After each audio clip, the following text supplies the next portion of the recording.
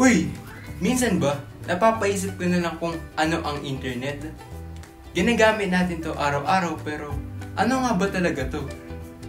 Okay, isipin nyo ang internet bilang isang napakalaking highway. Yung phone, laptop o tablet mo, parang mga kotse yan na tumatakbo sa highway na to. Ngayon, lahat ng websites na binibisita mo, parang mga gusali o tindahan sa gilid ng daan. Humihinto ang kotse mo o ang device mo sa mga lugar na to para kumuha ng impormasyon. Ang mga gusaling yan ay nag-iimbak ng mga datos tulad ng mga iba't ibang klase ng impormasyon, mga videos, at mga litrato.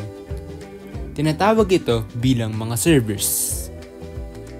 Kapag binisita mo ang isang website, nagpapadala ang device mo ng request.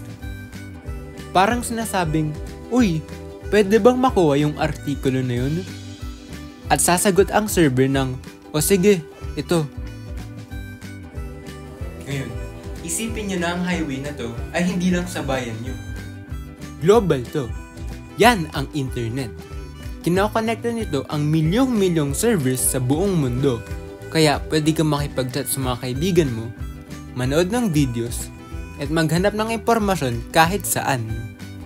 Kita mo? Ang internet ay parang isang malaking global network na nagkokonekta sa ating lahat. Ayan! Ang internet ay isang napakalaking pandaigdigang highway na nag-uugnay ng mga device mo sa lahat ng impormasyon na nandyan. Simple lang, di ba?